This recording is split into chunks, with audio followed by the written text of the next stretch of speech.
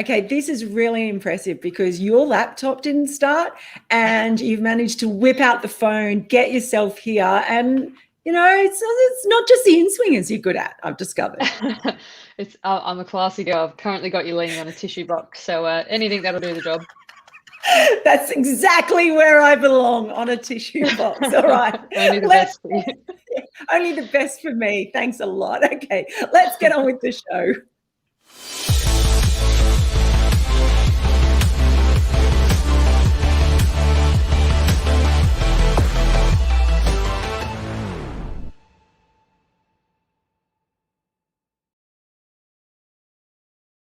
Hello, everyone, and welcome to our preview of the second ODI between Australia and India here on Sporting News Australia. I'm joined by the great Megan Schutt, who's had a busy day but managed to keep her eye on everything that's been going on up there in Queensland, as well as looking after her little baby.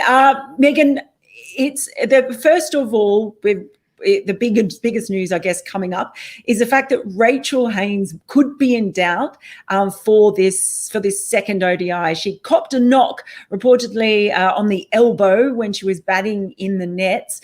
She's gone for scans, and we probably won't know the result or if she's going to be able to play until the toss, basically. So if she can't play, what does that mean for Australia in terms of what she brings to the side most of all? Yeah, obviously runs for one. One of the most consistent performers over the last 5 years of cricket. Obviously her leadership, though, is a key area there. But at the same time, there's so many leaders in that team that anyone is kind of going to step into that position. And for me, I'll be really interested to see what they want to do at that top order and whether they want to replace with another lefty, which I imagine they will, and if they're going to shuffle Beth Mooney up to the top of the order or if they're going to bring in Redmayne for a debut cap. Will remain a mystery and we'll find out the toss. But for me, Rach will be a key blow. I think India will be frothing if they see that Rach is out for the game. She's a tough cookie, though, so it wouldn't surprise me if she just battles on. Yeah, well, I mean, she was just shy of a century in the first ODI as well, so she really showed her class there. Let's talk a little bit about what you think might be the key coming in, because I know when we were talking off air, you think a real key, not surprisingly, is going to lie with the bowlers and the way that pressure was really the key difference between India and Australia, and pressure really being the key, I guess, again for this second ODI.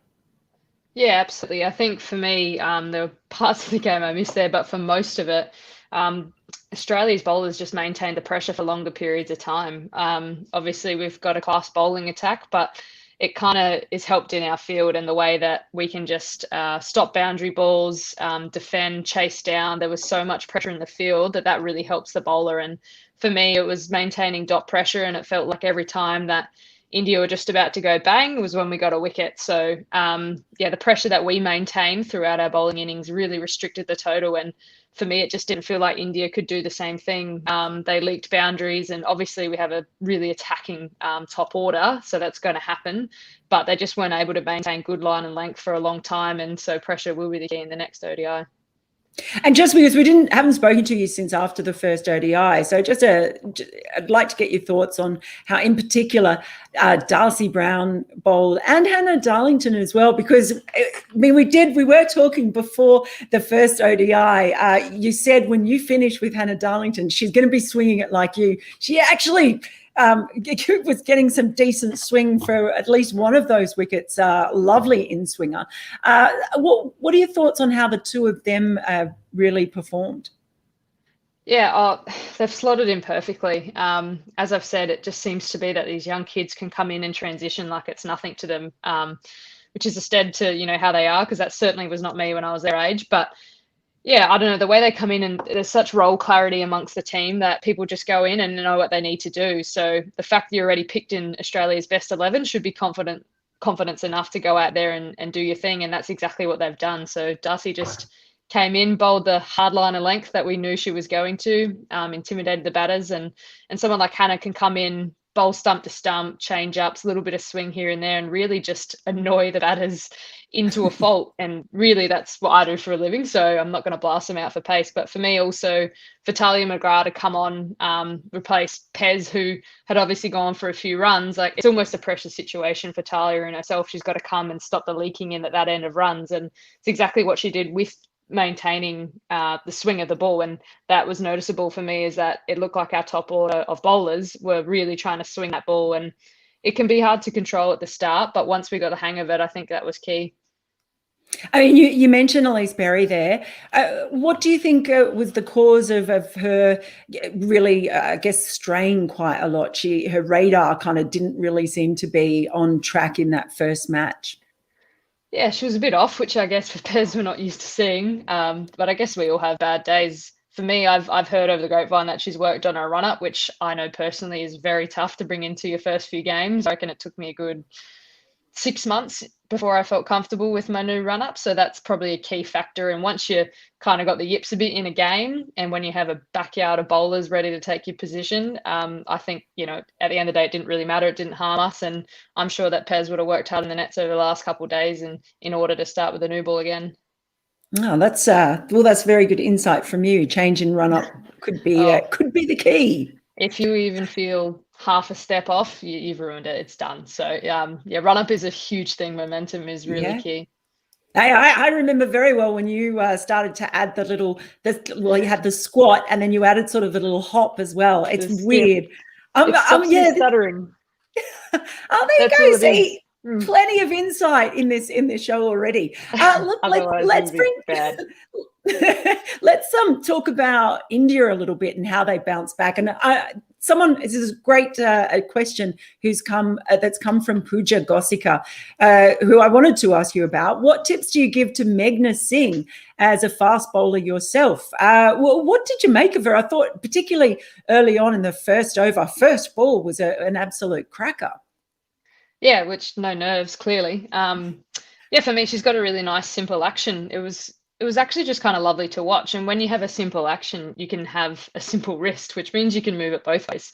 So for me, I guess it's really just focusing on what you want to achieve on that ball. Like for me, obviously an in-swinger is my stock ball. So that's what I'm focusing on. But at the same time, if you need to change it, it's a real key focus. So as long as you have to think about it at every moment, whether it's in your run up, at your point of delivery, in the middle you gather, all of it is a real focus area. So whatever your stock ball is, keep going with that. But if you are trying to swing the ball genuinely both ways, it takes a real key focus. But for me, she was really impressive.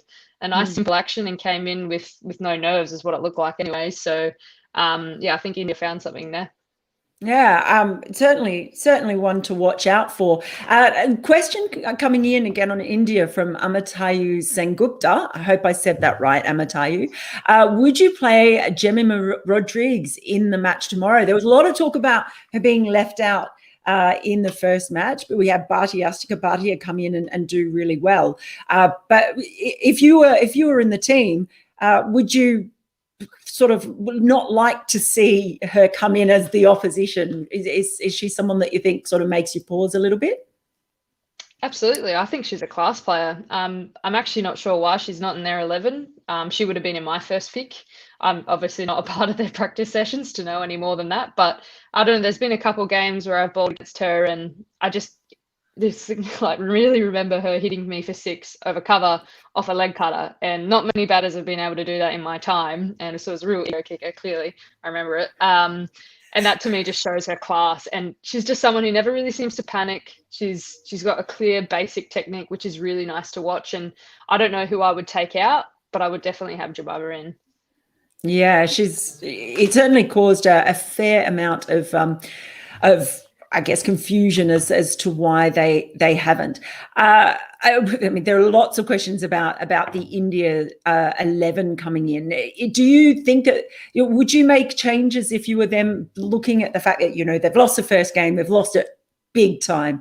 They really struggled to actually take any wickets at all. Australia didn't look like any, and then their batting, they looked like they were probably about 30 or 40 underdone. So when you lose a big game like that, but it's the first game of a series, do you kind of pick and stick, or do you look to make sort of changes early on, knowing, that you want to try and get a settled side at some stage? Yeah, I think with the first game of a series, you don't hit the panic button just yet. I think, we kind of talked about the fact that they didn't really maintain pressure with the ball. You're trying to defend a low total, and something you're going to have to do is bowl really well inside, and they just didn't do that. So for me, I do think Jemima should be in. Again, I don't know who I'm taking out for that. Apart from that, I'm not really changing the side. I think they would have had a good review of the game. They know where they went wrong, could have been cleaner in the field, could have made a few more runs with the bat, and it's a different game. So I don't know, for me, I'm not a big reactive person, and there's always going to be small edits. Even Australia would have looked back and said, hey, we were rubbish with our extras and little things like that. So everyone reflects in their own way. So I wouldn't be hitting the panic button just yet. Okay, and just a final question from Ananya Upendran. Hello, Ananya. How surprised were you that India left out Shikhar Pandey in the first game, and how important do you think it is to have that variation in direction of swing in the pace attack as well?